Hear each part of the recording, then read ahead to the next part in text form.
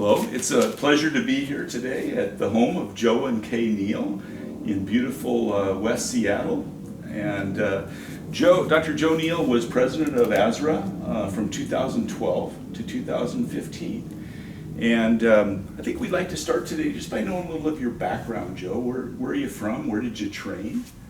All right, well, and welcome everybody. This is one of those rare days in Seattle where it's actually above 90 degrees, so hence the shorts and the airplane noise because the Blue Angels are flying and we're diverting the aircraft. So I actually grew up in West Virginia. Was an undergrad at Wake Forest, which is in North Carolina. I did a couple of residencies there. Was on staff there in emergency medicine for a few years before I made the switch to anesthesia. Then I had actually done my internship at Virginia Mason, and then what would that have been? 8 years later came out, I thought, to do a one-year fellowship and never left. So that's how I ended up at Virginia Mason.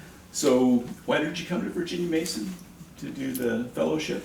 Well, because I had developed, I actually knew a little bit about regional anesthesia from my internship, because I was a transitional intern, so we spent some time on surgery and got to know some of the anesthesiologists. At the time I had no clue I would ever be an anesthesiologist. But during the course of my residency, I actually really developed a fondness for regional, and I knew I could get good training at VM, and that's how I ended up there. And you ended up staying at Virginia Mason for how long? I was there for 30-some years. Yeah. So what was it about regional anesthesia that attracted you?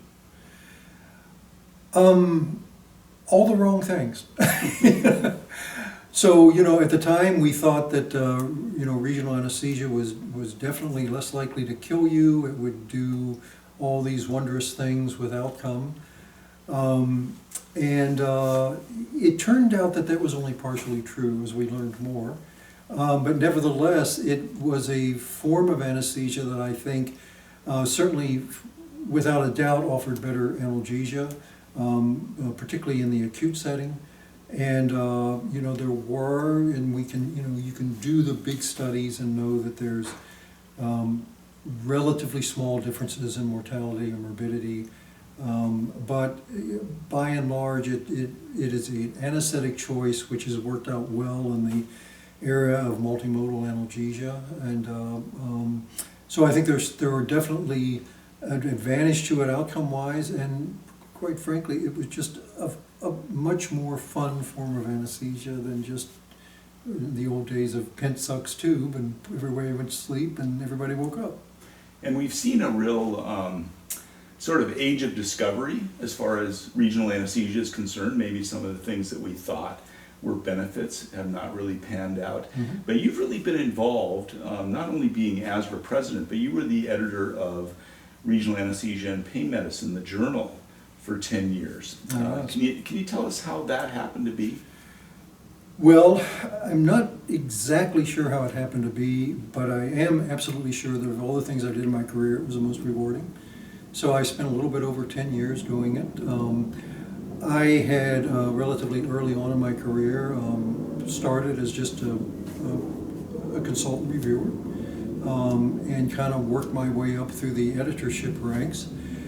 And then I think I owe a lot of it to Dave Brown. He and Phil Breidenbaugh and others, when it was time for Dave to step down, my name must have surfaced, and I don't know where I was on the list, probably very low, and everybody else said no. But regardless, when it was offered to me, I accepted it, and it was just a grand experience. So it seems like during that decade that you were the editor, regional anesthesia really blossomed into the phenomenon that we have today, especially with ultrasound-guided regional anesthesia. Can you just tell us a little bit about how regional anesthesia changed during that decade?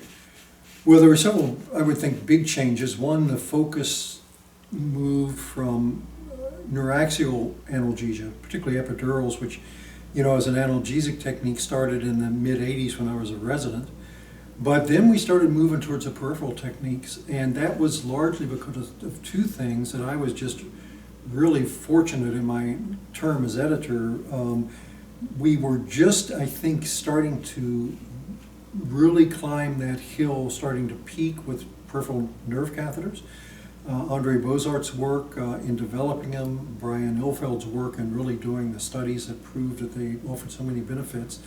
And then within several years after that, ultrasound changed from this, kind of playing around with it, that Stephen Caprol in Europe and Vincent Chan in Canada had started, and I just happened to be lucky enough to be in the thick of it. And so we had all of this new data and studies coming in. It certainly helped our impact factor, and it was really a very exciting time to be involved in regional anesthesia. Could you have predicted that it would become sort of the pathway to acceptance for regional anesthesia, essentially at all teaching centers? Well, I think before it happened, no. But once it happened, you saw this change from the, quote, masters, the Harold Karens and the Ben Cavinos and the Manny Batras of the world, but who did it so well, but everybody else was not quite sure they could do it as well as they did. And I think that actually proved to be a barrier, that if you hadn't had that training, a lot of people didn't feel comfortable because they were sticking needles blindly in a lot of cases, and it wasn't always working. Well, one of the great things about ultrasound is it told us, well, one of the reasons it doesn't work is because of all the variation in anatomy. That said, you knew that once ultrasound was there and people could actually see what they were aiming at, and it was kind of a new fun toy, and you just had the sense that this is going to change things, and in fact it did. So can you tell us a little bit about your path to the presidency of ASRA?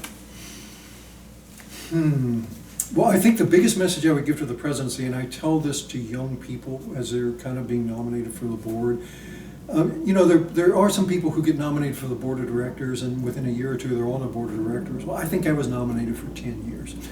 And so you get nominated a lot, and I think part of my path was that I came from Virginia Mason, which had this strong history, which was both a good thing for me and a bad thing for me. It meant that a whole lot of people probably more qualified for me were also already on the board or being promoted for the board.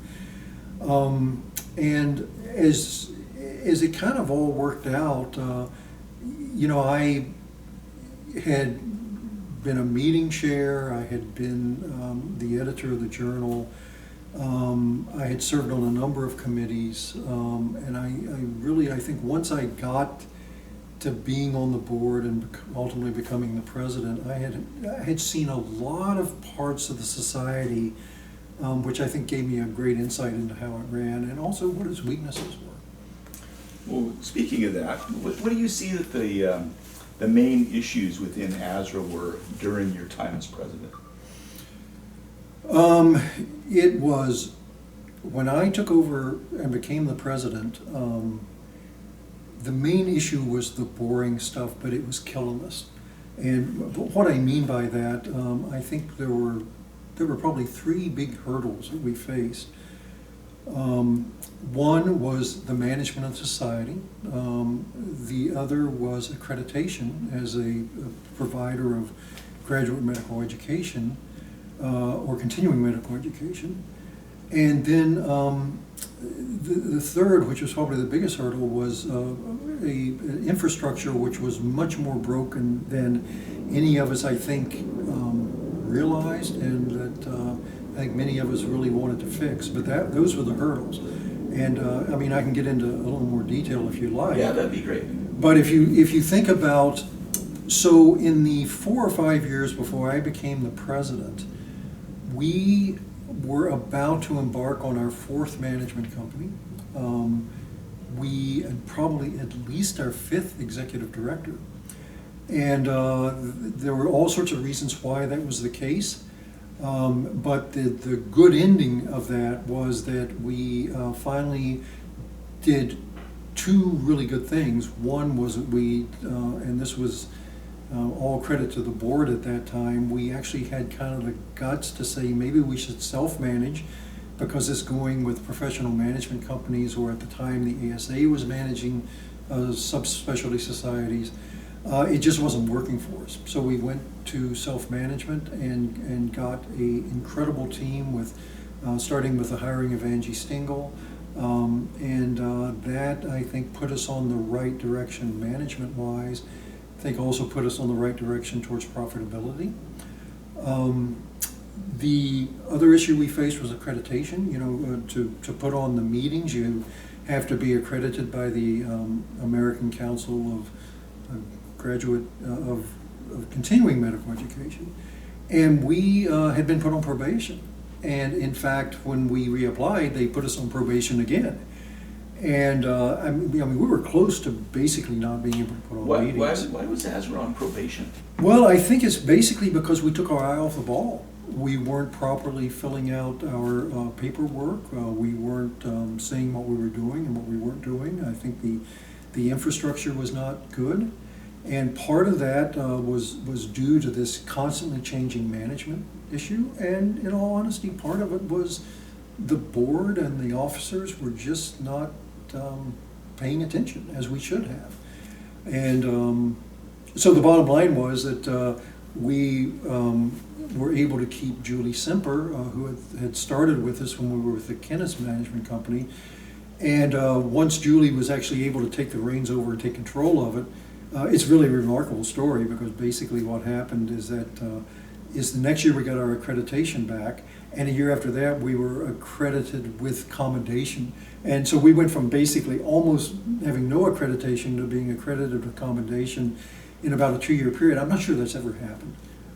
So that was a good story. And then the last part of it was what I like to think of the boring part was the infrastructure, and that's kind of what I had to dedicate my presidency about. We were, and once again, partly the management issue, partly our own issues. There was, we hadn't properly appointed committee members. We had officers who were serving well beyond when they, by our bylaws, were supposed to serve. We had a membership that supposedly was about 7,000 or 8,000, but we really didn't know what it was. And we knew of that 7,000 or 8,000, there were a number of them that were being double counted, some of them were dead. So just really basic stuff. We were able to, and once again, I just all kudos to the board at that time that basically said, we're going to give a whole lot of our time to sit down and just review all of this, make sure our bylaws are up to date, make sure our policies and procedures are up to date, and basically start working on that. And by the time I was done, about 3 years later, we were in a great position. And then we could, Oscar De Leon followed me, and as Oscar and I used to joke about, well, now you can go and have the fun of actually running ASRA the way and doing the great things you want to do, because we actually have a floor underneath our feet now, which, I don't think any of us realized that floor was pretty termite ridden. So any other achievements that come to mind? As far as ASRA or me and ASRA, or ASRA. Yeah, I mean, there are too many to enumerate, but I think our infrastructure got better.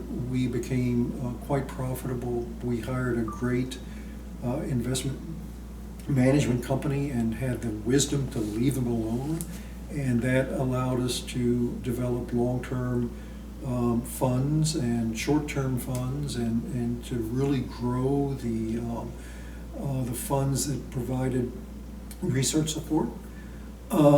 We did a whole lot of stuff. That time the ABA was really into MOCA, and we were able to have our meetings as such as you could get a certain amount of MOCA requirements at the meetings.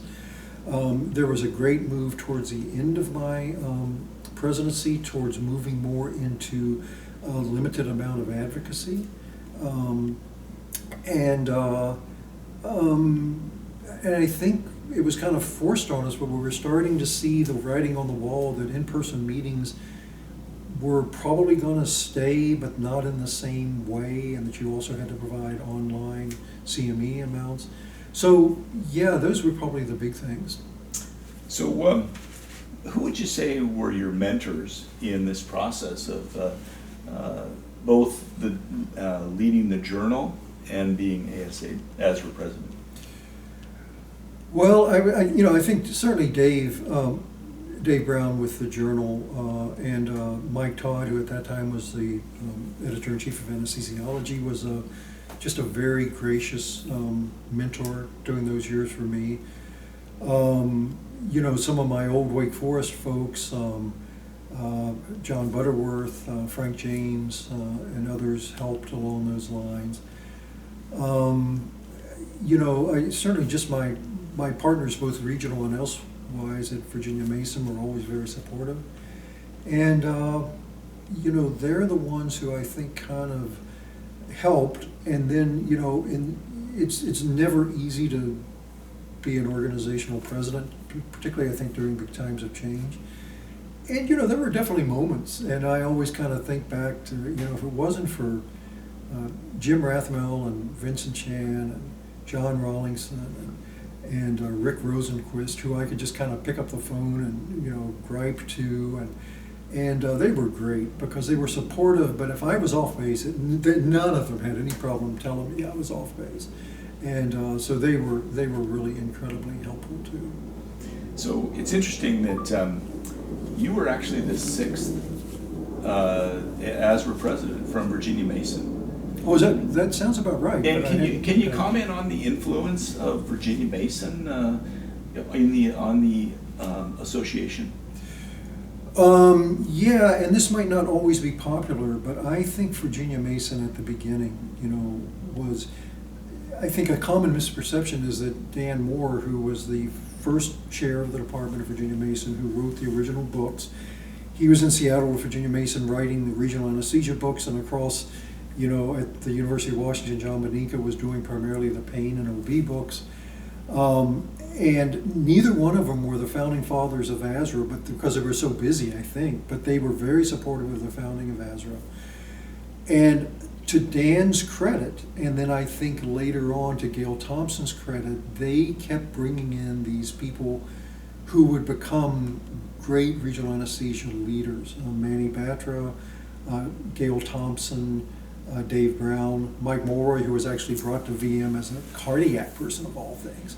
But they went on to build this great department with a focus on regional at Virginia Mason. And I think when I came, we also had really great people like Randy Carpenter and Dan Kopaz, and later on Julie Pollack would join us. And so that was the good thing. I think the bad thing, and we're starting to see it now, was as I got later in my career, I think Virginia Mason's reputation in regional anesthesia was more based in the past, and I think we didn't maintain that.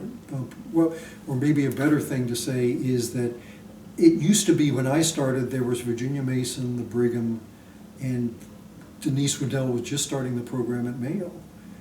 And by the time I finished, we had long been surpassed by Hospital for Special Surgery and Duke and St. Louis Roosevelt with Admir Hadzik. So there were great programs that were developing in regional, and I think basically it began to outshine Virginia Mason and the Brigham also at that stage, because Mercedes Concepcion was getting into her later years. So do you have any particular words that you would use to define ASRA? Well, I think in my time there, in my fond memories of ASRA, the 3 words I would probably use are education. It was always an educational society, I think, first. I think we were really, really good in education. Jim Eisenach had the wisdom in his years to bring on the pain meeting, because we saw that the old practice of doing some regional and some pain they were beginning to diverge, but we wanted to keep that society together. So I think we were really great in education for both regional acute pain medicine and chronic pain medicine.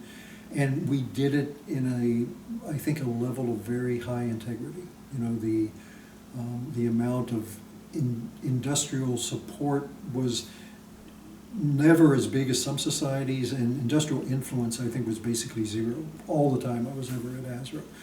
So education for sure. I think research, you know, we always supported research. We had the financial ability to develop those grants, which really helped things. Research has always been a prime part of the meeting, and we try to highlight it. And then the third word, which is probably my favorite, is at least for me, it really became a family. And not in a touchy-feely sort of way. I think it was more, it was a relatively small society for years. But regional is still a relatively small segment of all of anesthesia. So as you would go to the meetings, you would start to see the same people over and over again, and it was a very welcoming and open society where you got to know those folks. You would become very collaborative with them, sometimes on studies and projects. I mean, I remember, you know, and I think we were both fellows. But I was at this poster, and next to me was Vincent Chan, and he introduced himself, and you know, we served on ASRA for years. We, you know, are great friends, and that's those sorts of lifelong friendships and collaborations. The same thing with Jim Rathwell. He was actually trained at Wake Forest like I did, but he was several years behind me, and I didn't know him until I wrote an editorial on one of his papers that he and Chris Visconia did. And he calls me up and he says, I don't have a clue what you're talking about. And, you know, we would get together in Vermont and Seattle and write a couple books together. And you know, it just, it became this group where you knew the people, and you know, had no problem having a beer with them. You know, I think of Brian Seitz now, you know, who's the current editor-in-chief, and we talk on a relatively regular basis, and it's just, it all comes from just being in a relatively a society with common interests, and if you're willing to put in the work and be open, excuse me, there are great things that come out of it. So you've seen quite a slice of the ASRA history. Where do you see, what's your vision for the future for the society? That's a tough one. I mean, I think we've seen so many changes in the last few years.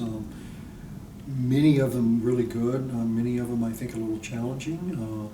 You know, I think towards the end of my presidency, when we started moving to getting into advocacy, that really had really good spinoffs. And I have to take my hat off to my chronic pain colleagues. You know, I think Samer Nehru's and Kumar and Oscar and to a certain extent Gene, even though he was more an acute pain guy.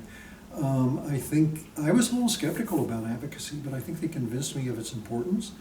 But what spun off from that was this whole new line of education with management, and you know, training people how to correctly bill and how to you know, set up their practices, particularly on the chronic side of things.